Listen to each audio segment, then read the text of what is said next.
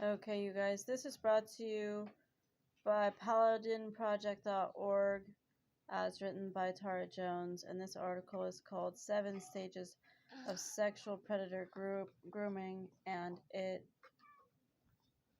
is brought to you in conjunction with Omnipresent Social Justice Advocacy Channel.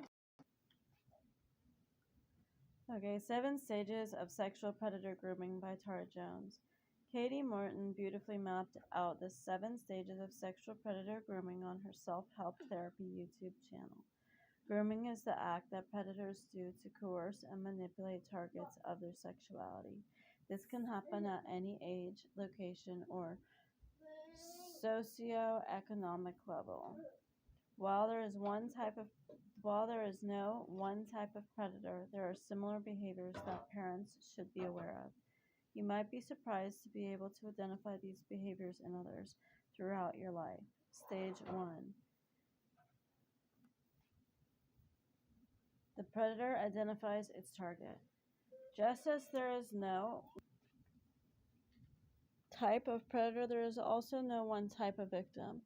The victims may be picked for reasons like the predator's preference, the availability of the victim, or the ability to gain trust from the victim. However, the predominating trait of the victim is vulnerability.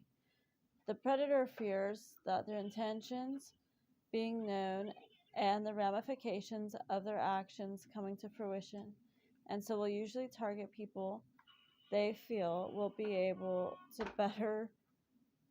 they will be better able to get without sexual aggression. Stage 2. Win the target's trust.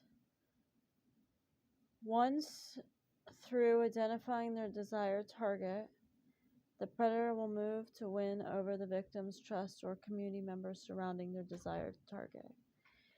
They might spot a vulnerability in the family to help gain access to the child, such as, for example, a struggling single mom who could use a helping hand, or an emotionally troubled youth who could use a shoulder to cry on.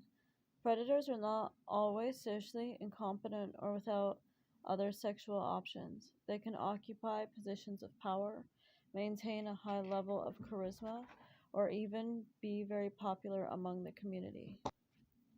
Stage 3. Become important to the victim. A predator will try to find a way to become indispensable to the victim of their surrounding community. Perhaps they can provide services or advice to the victims and surrounding community that make them special or especially needed by the victim. It may be part of the predator's agenda to gain not only the trust, but dependence upon them for their surrounding community to be better able to influence and gaslight a target into submission. The more social clout and reputability that the predator maintains, the less of a chance of being exposed for their true intentions. Stage 4. Isolating the target. Once having made a comfortable or regular appearance in the target's life, they will wait for the right time to get the target one-on-one. For example, a sport coach may wait for one of his targets to need a ride home and readily offer it, or explain to the parents how the target would benefit from one-on-one lessons. Once the target has become alienated, it is easier for the predator to implement information gathering or ways to undermine the psychology of the target, or it becomes easier to establish and increase intimacy and comfortable proxy with their target.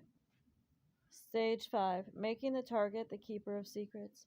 The predator may reveal fake or real secrets about themselves to gain trust and learn secrets about their victim. They may also use learned information to emotionally blackmail their target into believing that it is not best to divulge too much information about the relationship to others. They may use gaslighting techniques to undermine a target's mental health and create self-doubt. The predator might also insinuate that revealing the relationship would have severe consequence for the target, such as getting a parent hired or making sure that they feel that nobody would believe the target's story. Stage 6. Touches and normalizing nudity. A slower moving predator may test the reactions of their target with small touches, and they may try to increase through them. They may also try to bring the target to action and arenas where it would be normalized to be nude or partially nude. For example, bringing a child to a swimming pool to make partial nudity or changing of clothes to a common occurrence. A predator may even use a target to open a greater market of potential targets. For example, bringing a target to a kid's swim to gain their trust of other children, though the one that they are with. They may use body insecurities or curiosities about the body, such as complimenting the body or suggesting how they could improve it together. The predator may incite conversations about the body to ease the way into touch or also to arouse themselves with the subject matter. Stage 7. Sexual touch. This sad and pathetic last stage is usually coupled with threats, shaming, or fear tactics used to control their target into silence or future touch, such as telling them that they would hurt them or that others would blame them for what had occurred. Continuing to control the victim in the future does not represent any singular path, but instead a variety of control tactic options. One scenario may read that the victim is bullied with threats to their body or loved ones or desired opportunity, while another scenario may read that the victim is shamed into believing that it was their fault and that others would judge the victim harshly for it. The sexual touch stage may only occur once or many times, contingent on the parties involved and the life scenario at hand. Please be cautious of overly interested strangers trying to gain access to vulnerable people in your community.